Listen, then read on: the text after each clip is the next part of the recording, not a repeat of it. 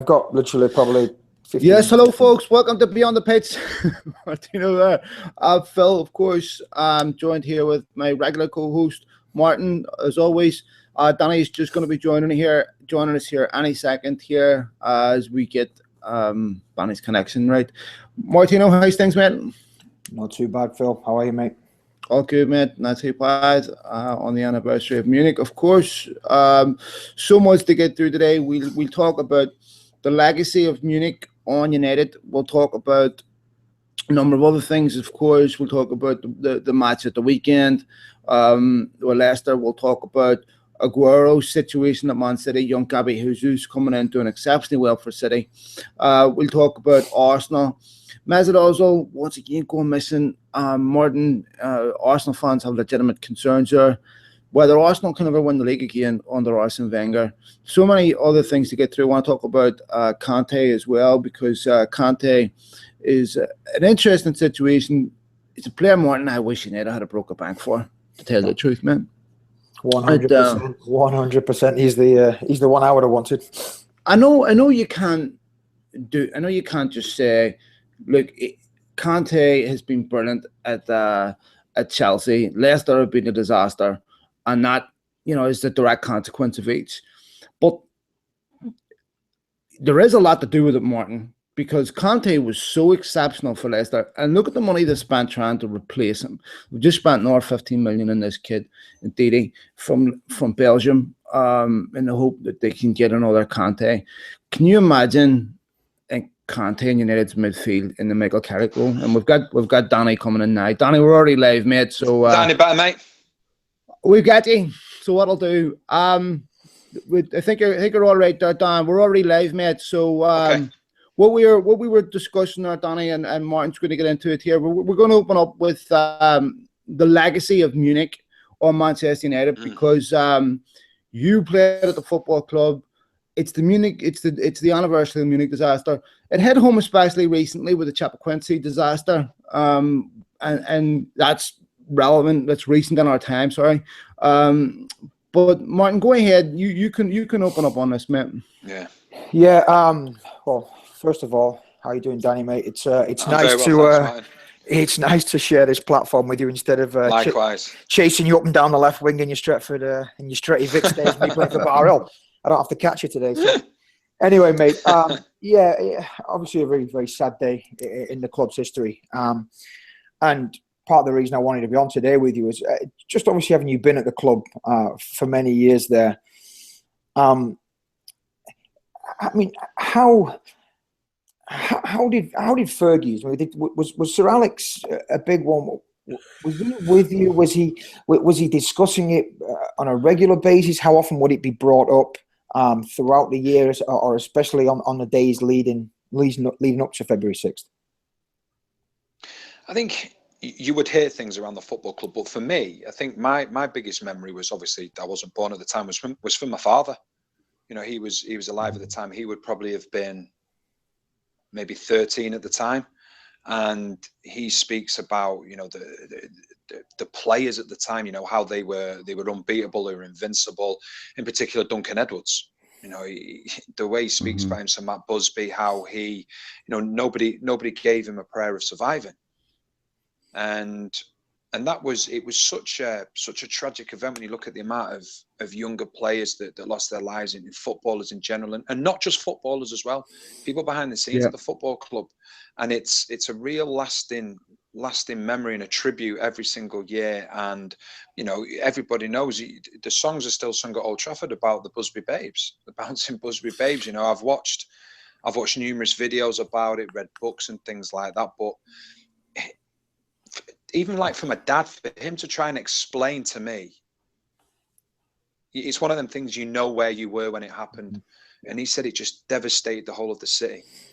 Absolutely devastated the whole of the city, red or blue. Danny, let me ask you this. But that's an interesting point, red or blue. But how much do you think the Munich Air Disaster affected United's culture as a football club today? Is it largely responsible for the way United have a heavy focus on bringing through youth development? Do you think that would have been there anyway? How much do you feel the Munich Air Disaster affected the way Manchester United are as a football club today? I think that it had a legacy, as in terms of Manchester United always bringing youngsters through, and you know, the class of '92 that got likened to the Busby Babes and things like that. But I don't think it has a massive say in it, because at the end of the day, the tragedy that happened, that was the Busby Babes then, so they were already producing them then. You know, I think it's something that people look back on, and young players that, you know, my dad, when he speaks about Duncan Edwards, he says, roll Brian Robson, Roy Keane, Sir Bobby Charlton. He said, roll them all up into one, and you still haven't quite got that player that Duncan Edwards was. And that for me is truly phenomenal. I don't know how do you two see it? Well, hold on. Let me answer that really quick, Martin. Why doesn't Duncan Edwards have a statue at Old Trafford? Why is it just Best Lawn Charlton? Oh, that is a very, very good question. A very good question. I don't know. I don't know. Do you think it's got to do with the fact that, you know, you choose your words carefully, but I mean, what Duncan didn't win because he was so young? I mean, obviously we know, we're well aware of how great he would have become, and how he would have affected not only United but the England setup as well. I mean, just phenomenal. But he was so young. I mean, I'm sure there'd be more of a statue or a remembrance for Duncan, and likewise for Jimmy Murphy. It's kind of always been personal for me that I'm a little disappointed. I think he deserves a little bit more. And you know, we talked about the youth coming through. Would that have been a case if Jimmy wouldn't have taken over and demanded that the show went on? Yeah. Well, it was it the FA Cup game? Was that the next game after the Munich Air Disaster against Sheffield Wednesday? And it was a blank team sheet at the back of the programme, I think. Yeah. I think it was Sheffield Wednesday. For me, it's like, it's history. Yeah. And for me, it's something, as a Manchester United supporter, born and bred from all my family and things like that, you're just always wanting to know about how good these players were. And like my dad, as much as he tells me, he can't actually put it into context, but that's what he would say. That take the best midfielders that you have ever seen in your lifetime and multiply them. And that was nearly Duncan Edwards. It's a scary thought, isn't it, Danny? Oh, yeah. I mean, obviously you're a local boy, Danny, and a massive Red. And we're very aware of the tragedy when you join the club. Now, as far as while you were there, obviously a lot more Brits and a lot more English at the time, you know, mid 90s, late 90s. Yeah.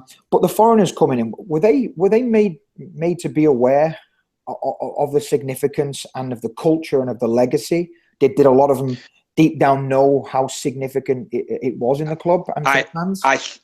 I think without people from the club actually going out of their way to explain everything to them, I think that it was part of Manchester United's history, and I think that everybody knew about it. You know, when I was a kid at the Centre of Excellence, we would every now and then see some at Busby, you know, around the place. There was always the lasting, for me, there was always that lasting legacy, because we trained at the Cliff. Yeah.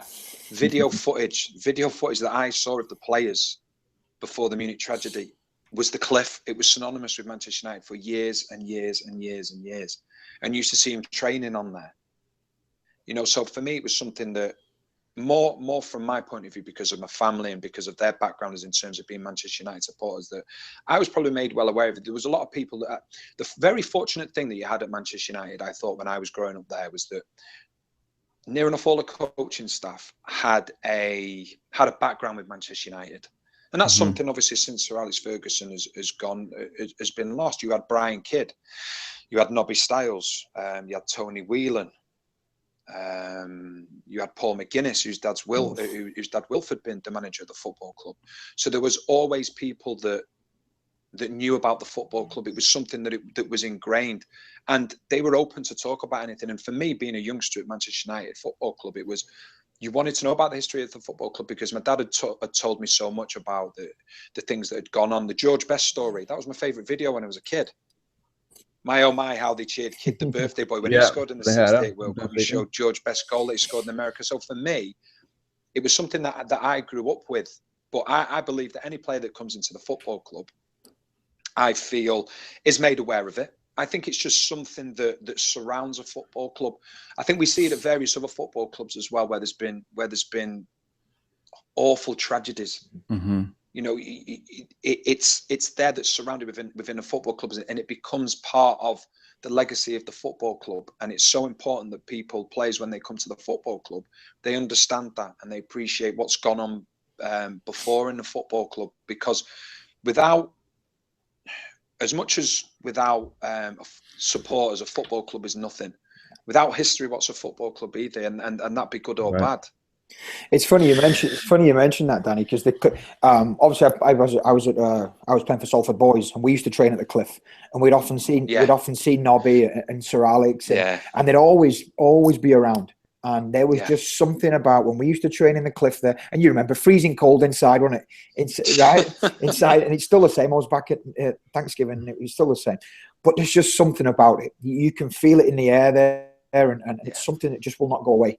It's pretty special. It is. There's no doubt about it. I actually ended up in hospital twice because of the Cliff, the training ground. This is how old school it is, right? So when we was at the Centre of Excellence, the AstroTurf is supposed to be treated with these chemicals. So obviously it was treated with chemicals, but me as a kid, I had no differentiation between AstroTurf and grass. So whether it was AstroTurf or grass, I'd go and you learn that lesson. Yeah, I learned that lesson the hard way. So because of that, I would go doing slide tackles on the AstroTurf, and used to come home. You know what it was like? You get that burn on the side of your leg. You go to bed and you wake up and the bed covers are stuck to your leg. I on 2 occasions got the red line going up my veins towards my heart, and I had to go into hospital. I got poisoned from the Cliff training ground. Twice I was in hospital. That wasn't the new age 4G pitches, was it? It was literally it was plastic on the old concrete. age green concrete. Danny, let me ask you about Matt Busby, because this is when Matt Busby almost died in this plane crash in 58. 10 years later, it takes a team to win the European Cup. When you put that achievement into perspective, this was before you could go into a transfer market, buy who you want. This is when there was an enormous competitive balance between all the teams in England. He did it essentially, the club being reborn, bringing through all these young players. Does that rank for you as the greatest achievement at the football club? Yeah, I think it has to, because if you look at the 99 Champions League winners, the circumstances on the day was obviously, that goes down in history. But if you look at the team they had, the squad they had, that's one of the best squads that Manchester United's ever had. I think you look at the 2008, wasn't it, when they won the Champions League against Chelsea on penalties. That was a phenomenal squad as well. But like you said, that had to be rebuilt. The whole club had to be rebuilt, not just the players, but the emotional side of it as well. Imagine the people still within that football club that waved off this young team, and then these people didn't come back. How do you deal with that emotionally? Thinking, I should have been on that plane. I wasn't on that plane. So it's not just rebuilding a football club; it's the emotional side of things. We've seen it, and I know it's a completely different scenario. But you look at the situation with Hillsborough. Look how it affected so many families. Look how it affected the players at the time. They are just awful, horrendous tragedies. And then what brings everybody together is the human strength of individuals. And for me, when I look back at Manchester United, then what Sir Matt Busby did, the team that he then built after that, it's still remembered now. If I was alive, 99, 2008, I wasn't alive 68. But if someone said to me, name a year that Manchester United won the Champions League, the first one that's going to come to my head is the 68 one. Because I've had so many stories about it. I've had so much from my parents and things like that about Bobby Charlton. I think it was Eusebio having that shot. Alex Stepney actually holding onto the ball that was about 100 mile an hour. Eusebio going up to him and hugging him and saying, "Absolutely fantastic how you held that shot." Brian Kidd, the birthday boy, George Best, Sir Bobby Charlton at the end, the tears from Nobby Stiles, the tears from Sir Matt Busby. That was emotion coming out, and that for me is Manchester United's greatest ever achievement because of the emotion that surrounded it. The whole thing of what had happened 10 years previously. I look at Manchester United when they won the Champions League 99 and 2008. You would arguably say that they probably had one of the best teams in Europe. I'm not denying that they didn't in 58, but everything behind it that enabled them to get that far. I I mean, just quickly on this, I can't begin to tell you how much George Best meant to the people of Belfast and the people of Ireland as a whole. Oh, Growing up in a city that's torn apart by violence and sectarianism, Manchester United, first of all, the biggest club in Ireland anyway, but to have this genius that offered everybody in Belfast something to be proud of and hope, and he played for the greatest football club in the world. George Best was such an icon to so many kids and how and filled so many kids' heads full of dreams that you too can be this. And the cultural significance of someone like George Best is unparalleled today in Ireland with any other athlete. George Best is what he meant to us is unquantifiable. And I think that's true for a lot of players. And it played in that 68 team. Even if you're not a United fan, so many of them are remembered fondly for their genius and for the fact that they were just class human beings. You anything to add there, Martin? I don't think you can argue with that. Yeah. No. Go ahead, mate. Go ahead, you're fine. Go ahead. Yeah. Danny, let's move on. It's fitting tribute to Munich, obviously. But let's talk about the games this weekend. So much to get through. Going to start with Arsenal-Chelsea. I watched the Arsenal-Chelsea game, and first of all, there's a couple of rules when you go in. Arsenal go into big games. I never expect them to win it. First of all, secondly, the two of the goals that Chelsea scored epitomised why Arsenal don't win big games. The first goal, Hector Bellerin, doesn't want that ball bad enough for me. Gets bullied off the ball's in the back of net. It's not a foul. Alonso wants the ball more. Hector Bellerin doesn't do enough. Hazard's goal, skips past Coquelin, shoves Coquelin off the ball, right? Walks through brilliant goal. But once again, for me, with Arsenal, you're talking about Mesut Ozil missing. Arsenal fans really upset at Ozil, saying it's been 6 or 7 weeks since you saw a good game from him. These players, I don't think they have the confidence in big games, Danny, but will they ever prove me wrong and be unpredictable in big games where you're saying they'll win these games? They have the quality, they have everything they need to win big games, but they always seem to be lacking. They do, but I think if you're looking at this from a neutral, if you're an Arsenal supporter, there must be so much frustration because everybody sees what Arsenal need. On their day, they play some of the most fantastic football in the Premier League has ever seen. It's scintillating to watch, but it's the backbone, it's the character of the team. I think Arsene Wenger, he has a particular type of player that he likes. He doesn't like, as in terms of ability, he doesn't like ugly players. I feel that everyone has to be a ball player. But if you look at the great Arsenal teams of the years gone by, they had that blend, they had that mix. You had your Henrys, you had your Bergkamps, but you had people that could put themselves about, like your Vieiras, like your Gilbertos, like your Petits, like your Tony Adams, people that could put themselves about, Martin Keown. I don't see any of them characters in that team now. What do you think, Mike? Do you think that's the same thing? You put yourself as an Arsenal supporter, how would your frustrations be? Well, I mean, you hit it there. They're definitely missing that steel. I mean, there just seems a fragility to the team, fragility to the squad. And I'd be seriously concerned because again, Sanchez walks off at the end of the game, doesn't he, without applauding the fans, and something's not quite. He seems to have down tools when things aren't going his way. Is he going to dig down and fight and drag those teams out? You know, the teams out from a draw, or get them a draw from a loss, or get them a win from a draw? Because they're just missing that player there that's really going to fight for that squad. And I don't know. I mean, you'll know more than me, Dan. That's got to come from above, right? That's got to come from the top a little bit, and instilling that spirit. And is it time for a change? I mean, we know what Wenger's done. I mean, there's no questioning what a phenomenal manager he's been. But when is enough enough? And are you forced into making that change? Well, Danny, let me ask you this: when you were you worked under Ferguson. That's right. Talk to me about, just to back up what Martin was saying. does Wenger have what Ferguson had about that demand, that winning mentality? Because it looks to me he doesn't. I think there's two things you have to look at here. I think that Ferguson and Wenger, I think, very different as in terms of how they approach the game. But I think the big and the key difference is, look at Manchester United's success under Sir Alex Ferguson. Look at the players on the pitch.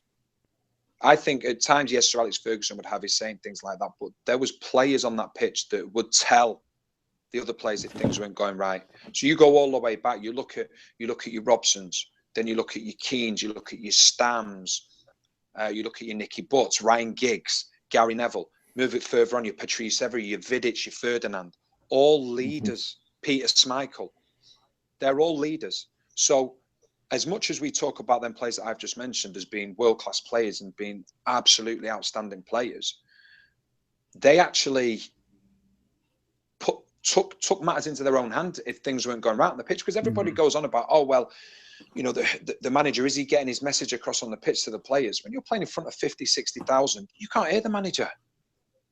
A lot of the time you can't hear the manager. So it's up to you as a player, as a team, to say, right, okay, we need to dig in. We need to dig in here. And that's the problem that Arsenal have. They've got very, very good players, some absolutely outstanding players. But when things start to go wrong, and I look at them set of players on that pitch, I think to myself, okay, who are the ones out of that team that are actually going to be vocal, are going to say, right, get yourself in this position. Let's just see this out at the moment. You look and you think maybe Koscielny, maybe Mustafi, Sanchez, but he's at the other end of the pitch. But after that, I'm looking and thinking, where are your other vocal players in that team? Where are your Tony Adams? Where are your Vieiras? Where are your Petits? People that get a game by the scruff of the neck. That's what they're missing. You look at Chelsea. Chelsea, you've got it in abundance. Diego Costa, he'll open his mouth. You've got Matic, you've got Kante that lead by example. Ribéry, he'd tackle his manager if he got in the way of the ball. You look at Cahill. You know, you've got a significant amount of leaders through the spine of that team, and I don't see it with Arsenal. That for me is their key problem that they have. Well, that's kind of where I was alluding to. I mean, you look at Wenger. I mean, Sir Alex brought those players in specifically, you know. Exactly, you know what I mean? That's the difference with the manager. So 100%. So Wenger's stopped bringing those characters in and has kind of changed his style to this pretty attractive football with real no backbone when they need it the most.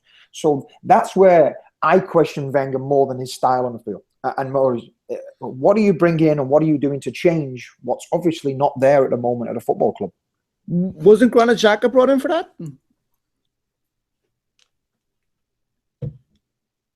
Sorry, Danny. Did you hear me? Did you there, mate? Say it again. Wasn't Granit Xhaka brought in for that leadership role? He was, but he's in and out of the team. I think the thing is, right, there is that, but there's also something we spoke about last week. Managers now have to be flexible. Okay. Yeah. We look at Conte. We look at him. He's been flexible in the system. He's changed his system. We look at Guardiola. He will get things right at Manchester City. He's flexible with his systems. We've seen Mourinho started with a 4-4-2 yesterday. It wasn't working. Flexible, changed the system, got the result that they wanted to get. We've seen Pochettino play a 4-2-3-1, a 4-3-3. Now he's playing a 3 at the back, being very successful. Liverpool under Klopp, he's sticking to his principles at the moment. Arsene Wenger, he doesn't change his principles. So if you are a top 6 player, if you are a top 6 team, right, and you have players of equal ability of Arsenal, and you have a manager that will adapt and change things, you are going to win that game. And that for me is why Arsenal at times have struggled against the teams around them, just because of the simple fact that teams will change, teams will adapt. But Arsene Wenger, he's a big believer. He has this philosophy and he believes that that's the way he plays. When I just think now football is all about being flexible. It's all about being able to change just like that. And I don't think he is open to do that. Well, I think, I think Pep, even Pep said it's something Pep enjoys doing, setting up one way and quickly changing to a system within the first 5 or 10, 15 minutes of a game, just to not even to counteract what the opposition is doing, but just to change it up and give them a different look immediately. Exactly. And you see the success he has. But you're going to flip that game on a Chelsea-Arsenal game, something Phil and I were touching on just before you joined us. N'Golo Kante. What's a player? What's a talk about a player doing the work of 2 or 3 players. Now, we said you can't be directly responsible for Leicester's fortunes right now. It's a pretty big coincidence, isn't it? I mean, the guy covers some ground. 100%. Mine, I am 100% behind it that Kante is A, the reason Chelsea are where Chelsea are, and B, the reason Leicester are where Leicester are. He is an unbelievable. He's an unbelievable. He's one of them anchor. He's an anchor type play, which means that the forward players can go and express themselves in front of them because he takes that defensive that defensive necessity away from them. But defensively, if you look at Leicester City this season, if you're able to go through their goals, look at how many times they get done with balls over the top. Because Leicester City are now having to play a higher line. Last season, flipping heck, I'd be surprised if they caught teams off 10 times offside. Because they were able to sit deep because they had Kante being everywhere in front of them. Now you've got the number 10 dropping off. There's nobody picking him up. That's why the likes of Hoofer Morgan now getting caught behind. Look at Mkhitaryan yesterday. Look at the goals that Liverpool scored against them. Getting done in behind, and it's every week with them. Yeah, I couldn't agree more. Martina, I think you've got a split. Always good to have you on. Good to have you on with us this week, mate. I will catch you later. Cheers, mate. Cheers, Danny. I've got a coaching session. My pleasure, mate. Enjoy, guys. I enjoy it. Good luck, mate. See ya. Take care, mate. But just when you look at Chelsea, and we're talking about how good Kante has been, because they're the only ones making this league look easy, Danny. Everybody else is struggling. You saw City this weekend struggle against Swansea. You Gabby Jesus bailing them out. United looked good, but they're inconsistent. Liverpool, we see. Chelsea are the only ones making this league look like they're going to win every week. This is a formality for them to win the title. You can't see anything else other than Chelsea winning the championship. If you rewind back to the conversation we had last Wednesday, and we talked about defensive midfielders and how I believe that there has to be two played by the top teams. I did a big piece at the weekend saying that it's so important that your top 5 or 6 teams play with 2 defensive midfielders, because you have so much possession as the better team. You are more open to the counter attack. Liverpool, prime example at the weekend. They go to hold 70% possession, got beat 2-0. First one, was from a set piece. Second one was from a counter attack. You look at Liverpool's 4 losses this season in the Premier League, all against your lesser teams: Hull, Swansea, Burnley, and Bournemouth. Between them 4 games, 70% possession, 59% possession, and 75%. That's because teams are sitting back and looking to break on them. Now, Chelsea are a team that will have larger amounts of possession, but what they've got that axis at the back that we talk about. They've got Matic, they've got Kante, they've got the back 3, so they defend with 5 and attack with 5. Whereas I just think sometimes Liverpool and Manchester City in particular as well, they defend with a 3. And they're so open down the sides. And it's no surprise that Liverpool have conceded as many goals as they have. And I think Manchester City are up there as well with them in the top 6s in terms of how many goals conceded. And I was going to say, let me ask you about Liverpool, mate, because we've been talking about them more or less every week since we've been doing this. And you've quite rightly pointed out before this happened that they're a better team when they're a better counter-attacking team when they dominate and struggle a bit. I was talking to Stevie Nicol on our show yesterday, and I was asking him about, with Liverpool as they are right now, they won't compete with United, they won't compete with City, they won't compete with Chelsea financially for the best players. You're essentially asking Klopp to repeat what he did at Dortmund, but Dortmund's a totally different situation, and Dortmund's a totally different situation what you're seeing in the Premier League. Can Jurgen Klopp win the league at Liverpool, not having the ability to compete for the top players? I think he'll be disappointed for what's happened this season. I think at the start of the season, everybody would have looked at Liverpool and said, they'll be challenging for top 4. I think as the season progressed, I think everybody saw them as real title contenders, including myself. So I do think he has the players. I think that he has. It's maybe the strength of the squad could be the questionable thing, but for me, I think it goes down to. I think it goes down to being at the most vulnerable when they're attacking. Now, everybody goes on about, and this is one thing that I can't get my head around. Everybody goes on about, well, look at Liverpool's results against the top 6. They're fine. They haven't lost to any of the top 6. Look at Chelsea's result against the top 6, and look where they are in the league. Yeah. Chelsea lost against Liverpool, lost against Arsenal, lost against Spurs. Yep. Trying to think, there was they beat Manchester United comfortably. But they win the games just to win. Exactly. So there's no point saying, oh, well, we don't lose to the top 6, but then you go and lose to the lesser teams, because Chelsea have proved that you don't necessarily have to beat the teams that are in that top 6. Yep. You don't necessarily have to have the record against the top 6, but what you do have to have is the ones where people go, that's a potential banana skin. You have to go and put that game to bed. And the difference is, for me, the difference between a Chelsea and I'd put Tottenham near enough.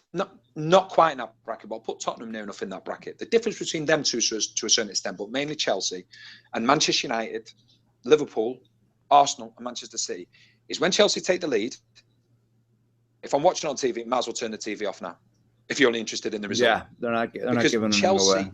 Exactly. Chelsea will hold on to that lead. That's the difference.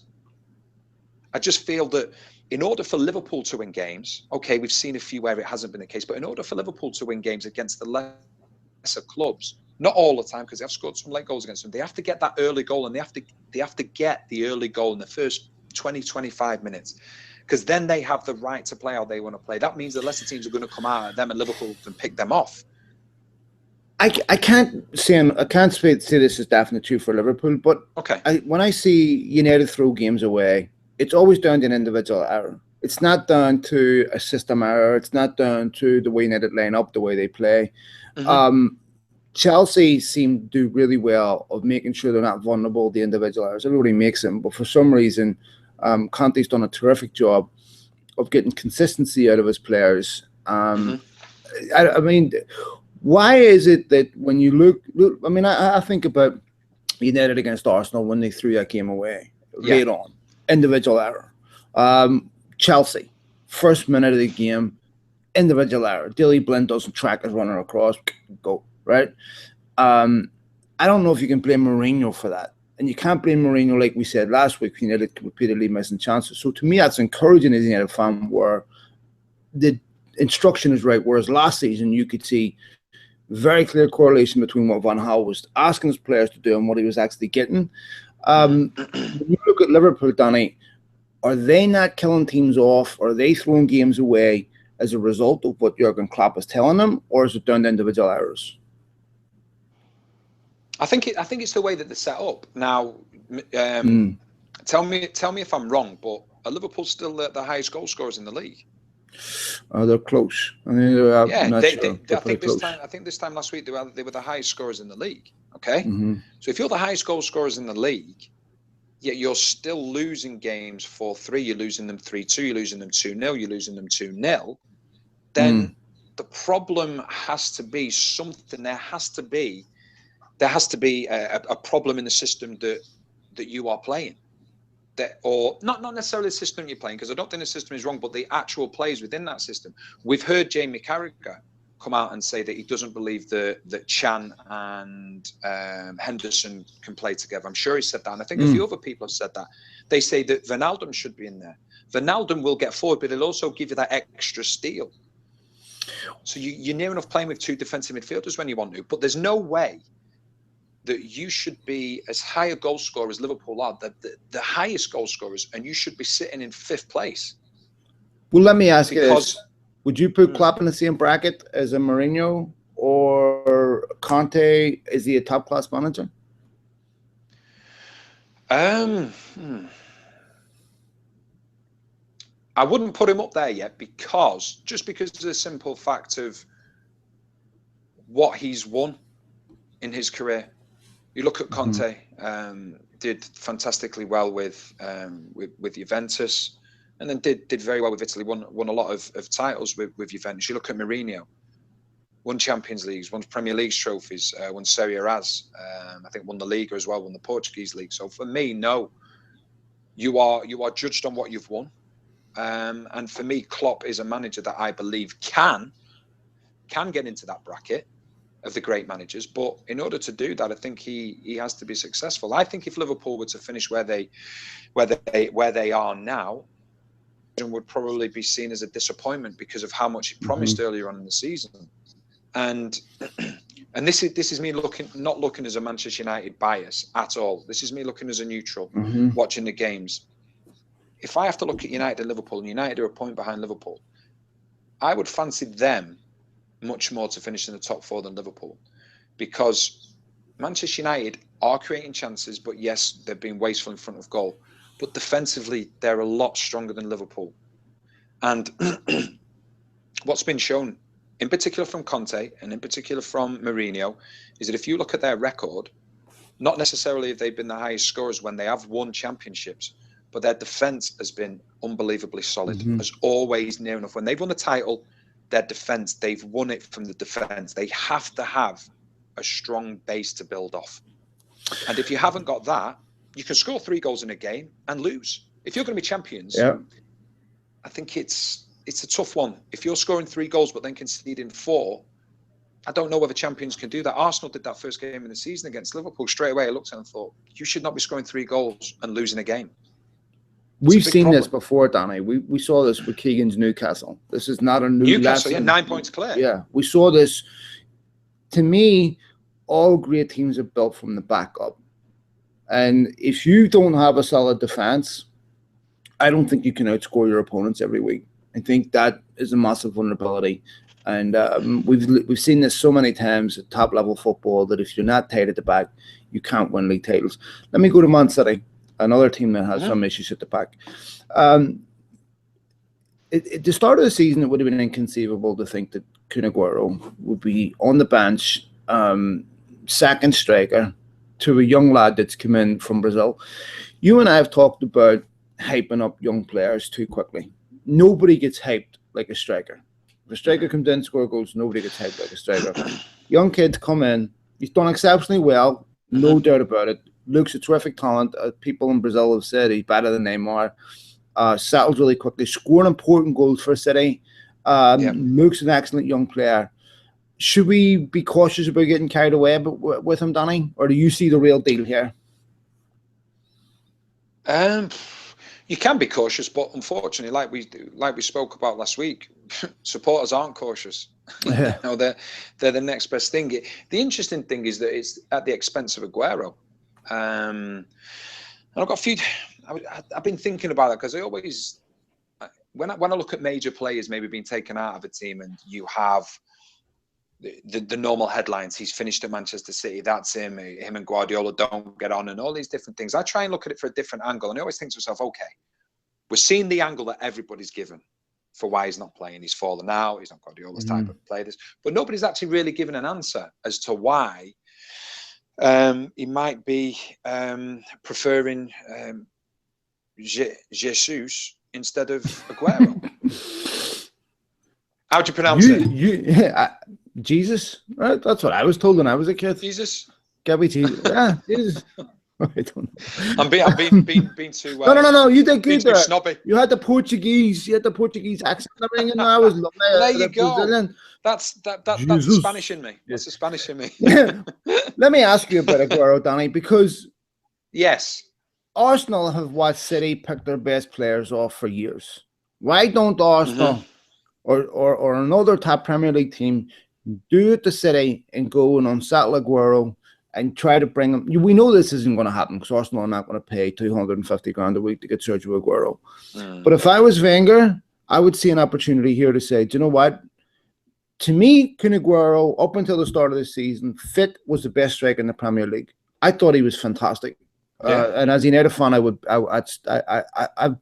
had to be honest, he's been brilliant. And I think there's a class striker in him. And Arsenal, to me, don't have a world-class striker. I would go, if I was Wenger, I would go and get Aguero. If this situation was happening at Arsenal, I think he'd end up at another top Premier League club. Yeah, but I don't think City will let the reverse happen. No way. That's been Arsenal's biggest problem. Yeah, they're the only team that I know in the Premier League who are a title contending team that make their domestic rivals for the league stronger by selling one of their players to them and making themselves weaker at the same time. Exactly. So no, if Aguero leaves Manchester City, it will probably be for, I'd imagine, for Spain. But the interesting thing is, just going back to what I was talking to about Aguero. So You know, everybody's having their theories of, you know, why is it falling out with Guardiola? Is this, is that? You know what? My own honest opinion, I honestly believe if I look at Guardiola, if I look at the players that he's dealt with in the past, so you look at your likes of your Messi's, I'm thinking of forward-thinking players, really. Your Messi's, Lewandowski to a certain extent, your Ribéry's, your Robins, your Mullers. The one difference between that, if I was to say to you, all them players, Barcelona, Bayern Munich, all the ones I've mentioned to you, how many positions can they play? Yeah, they're all interchangeable. Interchangeable. Guardiola needs that and wants that in his team. If I said to you, where does Aguero play? He's a central striker. Can he play anywhere else? He's not as flexible where you could stick him on the left and you would get the same level of performance that you get in the middle. So therefore, with Aguero, we spoke about it previously with Martin about how much he will change in game. If you have a player like Aguero on the pitch, in my opinion, like you said, I still think he's one of the best centre forwards, but I'm not Guardiola. I don't look at football like he looks at football. If all of a sudden you go, right, okay, at the moment we're playing 4-2-3-1.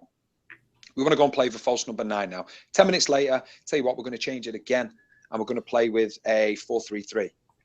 Or we're going to do something else. We're going to play with inverted wingers, and we want the forward drifting out into the wide areas. We want the forward drifting into the wide areas so the wingers can come in. You're going to have to make a substitution if you've got Aguero on the pitch. But tell me, that's my thinking. Is that confusing for players to constantly have the system changed? Because it seems to me like it would be confusing. I had a really good. I love doing what I do now because I get to have really good conversations with managers. And in my mind, one of the best up and coming British managers at the moment, who I thought was very harshly treated at Swansea, Gary Monk. I spoke to him at length. I spoke to him. Yeah, I spoke to him at length on Friday, and he's very open.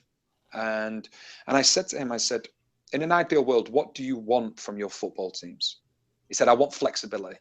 I said, I want to be able to go, right, okay, lads, this system is not working today. We need to change to a dime. Then I said, how long do you need to do that? He said, listen, he said, if you're in the Premier League, it takes less time because you have, in my opinion, there are players playing in the Championship that can play in the Premier League. The only thing that's stopping them from playing in the Premier League is maybe their football brain, okay? Because we talk about the flexibility. So I said to Gary, I said, what did you do at Swansea? And he said, 4-2-3-1 team. But what I did 6 weeks before the end of the season, I changed to a diamond. So what you have to do, first of all, you have to instill what your philosophy is initially. So if it's 4-2-3-1, if it's 4-3-3, 3-4-3, whatever it may be, you work on that. And any manager that goes into a football club, he says, right, we need to work on this for a year or so. Then after that, when you no longer need to have repetition about a certain system, then you go, okay, put that system there. We know that we're all good at that. That's a system that we start with. If I need to change, can I then do it? So what you do, you go, right, okay, training sessions. This is our system, but in order for us to be flexible, you can play in this position. It might just mean a movement of position by 6 or 7 yards. But that is a manager's dream. That's what managers want. And that's what I said when I was speaking to Gary Monk. I said, how do you get that through to your players? He said one word, and he kept repeating it in everything that we spoke about. And it was repetition. Repetition, repetition, repetition. Danny, one of the laziest pieces of punditry for me when a team isn't doing well, and you see this all the time, they've no leaders. But let me ask you about that question, because when we talk about leaders, what exactly do you mean? Do you mean a Roy Keane type player that's coming out, that's pointing fingers, that's screaming, that's getting in people's faces, that's motivating them? Or is there a modern leader, right? Because we know that the way young players are coming up today, they don't embody those characteristics. Is there a way for young players to lead today, almost like an Eden Hazard, leading by it's 0-0. You need a piece of magic. Someone picks the ball up, skips past the players, puts one in the top corner. That's a modern leader. Is there more than one way to lead now? Because if you look at these teams, you could give someone a blank check and say, go out and sign a leader. But the way players lead today is changing. What defines a leader to you? There's- Because I'm interested in this from your point of view. Okay, what defines a leader to me? Someone that's forget modern day, forget Yeah, no. past tense. Your opinion as a leader. Someone who sets standards, someone who I trust, someone who isn't going to ask me to do something he wouldn't do himself, and someone who has a persona of someone who has a persona that I respect. So they embody the right characteristics. Someone I trust, someone I can come to with something. I trust their advice. I trust their whole aura. I trust them as a person. So to me, it's about the standards that they set, the standards that they keep, and someone I trust. I think for me, I think that's I agree that they're the things you want to see in a leader. But I think dependent on what position you play, there's different traits that you want from a leader. But he doesn't have to be the best player, Danny. No, and that's why I think it has to go on the different positions you play. So, for example, if you're a goalkeeper or a defender, I want an organizer. I want somebody that will be vocal because they can see everything in front of them, the players in front of them. That's why a lot of the times, that's why very rarely you will see centre forwards as captains, because the play's not in front of them, the play's usually behind them, so they can't do the organising. Okay, so that's what I would want. I would want someone that's vocal. I would want an organizer, and I would want someone that's going to steady the ship when we're under the cosh a bit. Okay, so that's my defensive type leader or goalkeeper. Midfield. Is he a player that can grab the midfield by the scruff of the neck? Because that's where your games are won and lost. That's where you earn the right to dictate and put your stamp on the game. Can he go in and win these tackles? Is he brave to go in and win these tackles? Is he also vocal as well? Is he leading by example? Now, you asked me about centre forwards.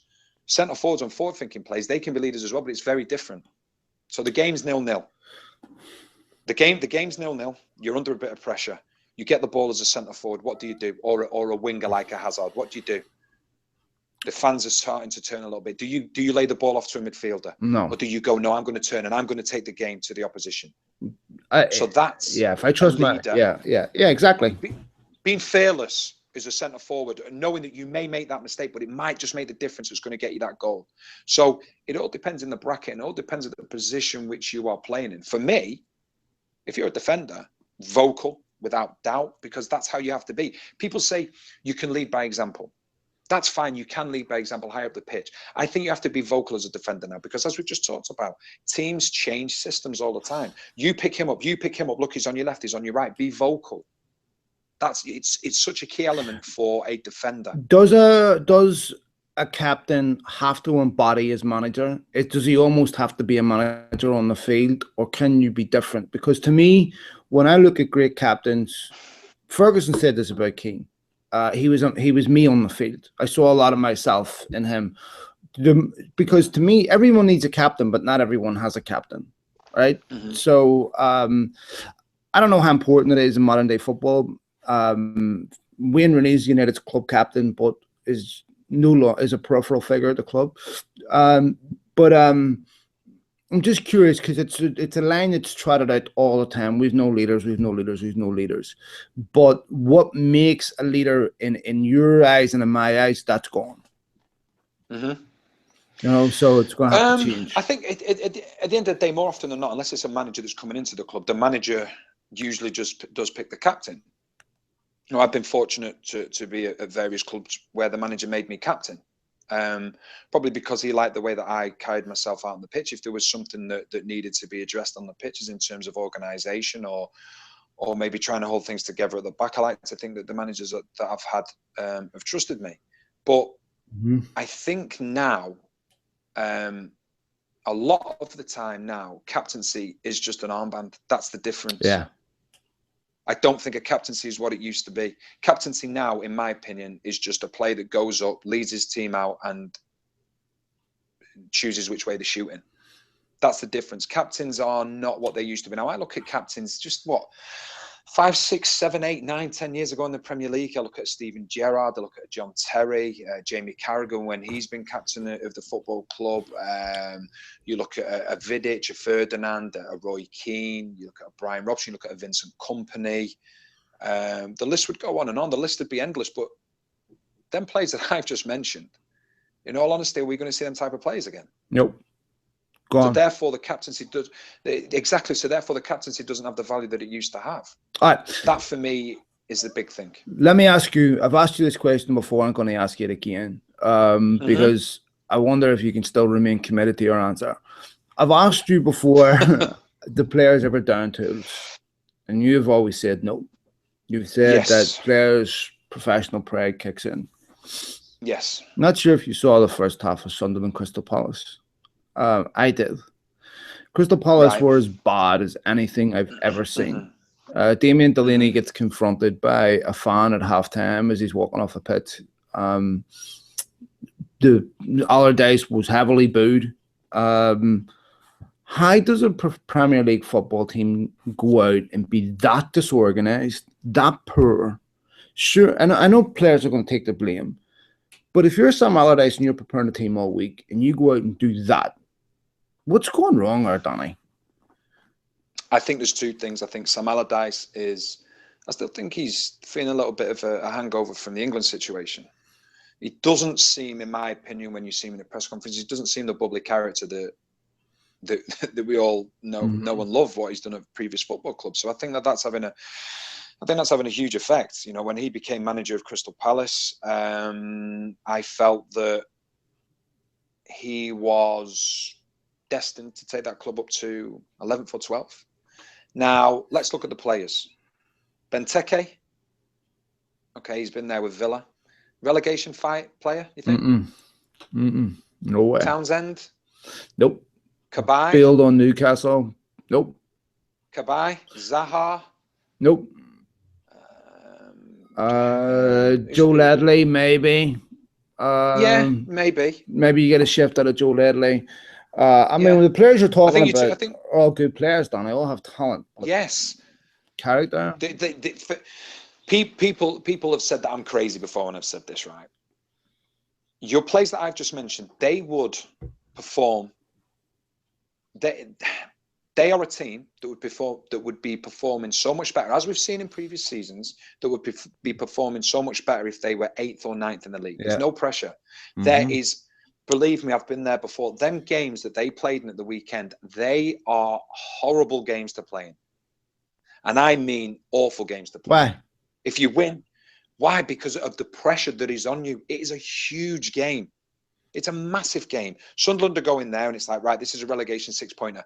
It's not about your pretty footballers. It's not about who plays the best football. It's all about going, right, okay, I'll roll up my sleeves and I'll have some of this.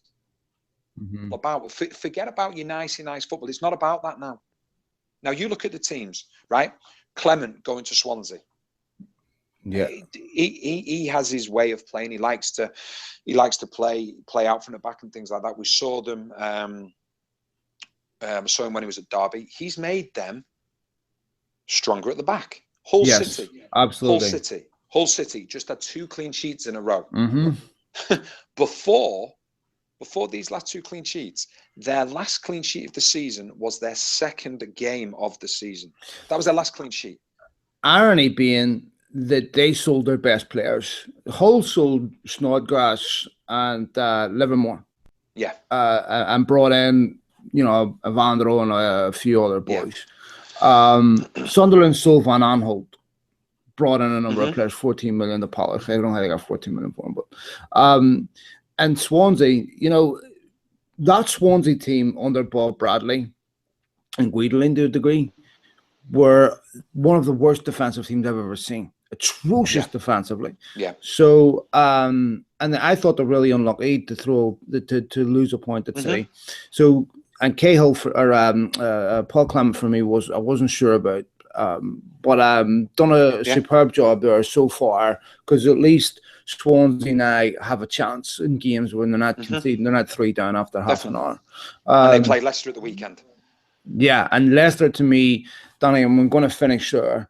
Leicester, to me, looked like a team where after 20 minutes, as soon as they go a goal down, they want to go home. And I would be really, really worried if I was a Leicester fan, because they've some decent individuals there. There's no doubt about it. But Mahrez isn't scoring goals. His last goal from open play was in the Champions League against FC Copenhagen. They brought in this lad Ndidi to try to replace Kante. Jamie Vardy doesn't look anywhere near the player he was last season.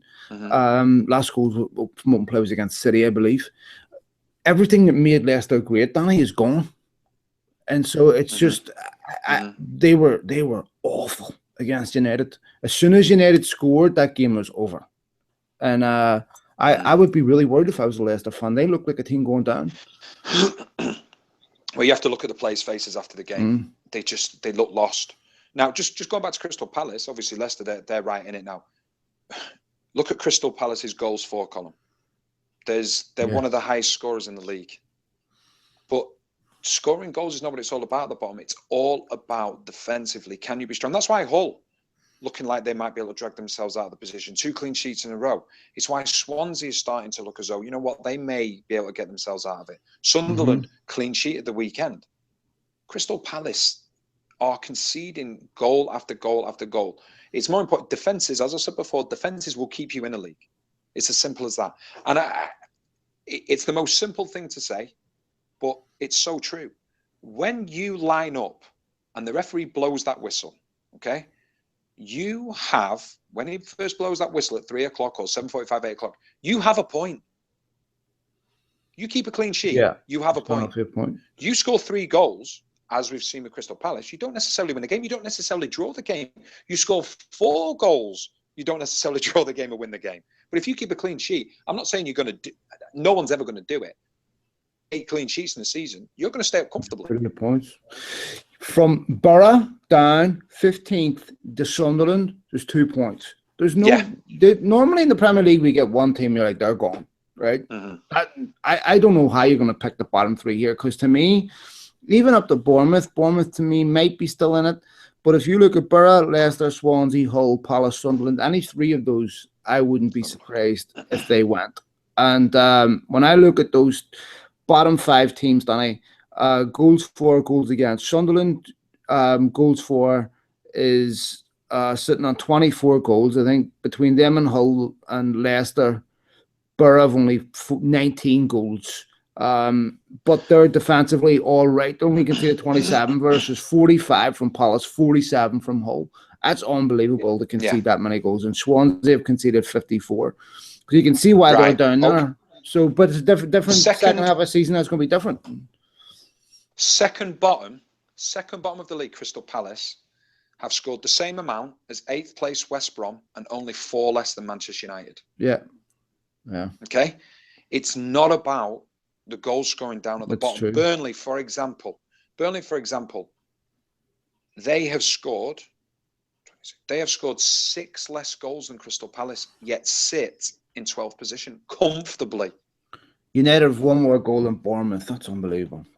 But that is the key for it for me. When you're down at the bottom, that's why there's part of me looks at Middlesbrough and thinks Middlesbrough, listen, I may be wrong, but I believe that Middlesbrough will be okay because defensively they are strong. Yeah. I know they're struggling to score goals, but I tell you one team that if they hadn't had the start, don't know whether they can get dragged into it now, but remember this, right? I did Southampton West Ham at the weekend, okay? And Southampton have never been great goal scorers, and they're still not this season. I think if you look, they've scored 24 goals. So there's only maybe 4 teams scored less than them in the league, right? The difference is they were strong defensively. They had a very good partnership with Font and Van Dijk. So they've conceded 15 goals they've conceded in the last 7 games, right? Yeah, when no Font or Van Dijk, the Font's gone, Van Dijk injured. To concede, so bear in mind they've conceded 15 in the last 7 games. To concede 15, it took 16 games previously. Yeah. Now, Gabbiadini might be a bit of a help for them. Yeah, he may be. And do you know what? He scored a good goal at the weekend and should have scored another one. Oh yeah, I didn't mess up. Listen, I'm not saying it's going to happen, but you always get one team that can get dragged in there. And if Southampton don't sort themselves out defensively and they're not scoring goals, then they will get dragged in there, because Swansea play Leicester City the weekend. There has to be a winner there. There has to be a winner. So one team is going to drag another team in even further then. So for me, it's anyone, like you say, from 15th to 20th. I think Bournemouth are all right there, the cut-off point. Boos ringing around the stadium, Danny, at that game. I'm not sure about Claude Puel. You know, Southampton usually do exceptional research on who they're going to appoint. They usually just don't go out and an agent sells them a manager and he'll do. Usually they're very meticulous about who they go after, and there's very specific reasons why. But you know, you never can tell until you get somebody in a position that they're in. It's a football club. When I watched them against Arsenal in the FA Cup, I know they played a lot of young players there, Danny, but it's the worst I've seen Southampton maybe since they come up. So going to be really interesting to see what happens there. Before we go, mate, you got anything else for us before we go? Yep. Let me think. I'd just like to give a bit of a mention to Andy Carroll. I was just thinking that this weekend. I'm like, they're keeping him fit, and he looks fantastic. Yeah, he's a player. I look at the options that England have at the moment, and he's different than anything they've got. His movement is absolutely brilliant. What he does so well. All right, he scored the goal. But I'm talking about when crosses are coming into the box. So if we look at England in the Euros, prime example, they were given the width so many times. They cross the ball into the box. There's nobody there to win the ball. Yeah. What he does, Andy Carroll, if the ball's going down the right-hand side, he peels over all the time. So what he did, he would go over to the right back, who was Cedric, play on him, or do the same with Bertrand. Not because they're bad players, but because they're the smallest. They're the smallest within the team. And for me, if he keeps his form up, bringing others into play, scoring goals as well, I would have him in the England squad, because he gives you something different. God, what Jurgen Klopp would do to have him back at Anfield right now, because that's that big physical presence they're lacking. Well, we spoke about it last week. We spoke that the lesser teams against your likes of Liverpool are always going to give up something, but they're not going to give up the middle of the pitch. They're going to give up the width. Now, if you're crossing the ball and you've got a Reed, Sturridge, Firmino, Coutinho, you'd be like, okay. But if you had a Carroll, and then it's like, oh, hang on a second, we've got to be careful, because if you allow them to go out wide, they're in all types of problems. That's what really he needs. Point, yeah. He needs to have, and that would probably be, if you look at Klopp, is that he doesn't have alternatives. I think if you look at Conte, to a certain extent, he has alternatives in different positions. Guardiola, obviously, he has different things. Tottenham, definitely. That's where I look at Klopp. I think this is the way we play, and if this doesn't work at the moment, then so be it. We haven't got that physical presence that we can count on. Someone like, I know he's not massive, but someone like Lewandowski, when he's at Bayern Munich, just gives you that little bit of a different option. You know, your bigger player that can say, right, okay, let's go that little bit longer. Go that little bit longer if we need to. You know, if we want to go into the wide areas, let's be strong crosses coming into the box. And that for me is be interesting to see. But I think Liverpool in the summer will look for I'm not saying an out-and-out target man, but someone that gives them more of that physical ability. It won't surprise me if they're waiting for the lad at Crystal Palace, Benteke. Be interesting to see what happens. Danny, as always, mate. Yeah, thank you so much for joining me. Thanks for everyone watching. Thanks for all the tweets, all the messages, folks. We're back again next week. Danny, all the best, mate. You too, mate. Have a good week. You too, pal. Cheers.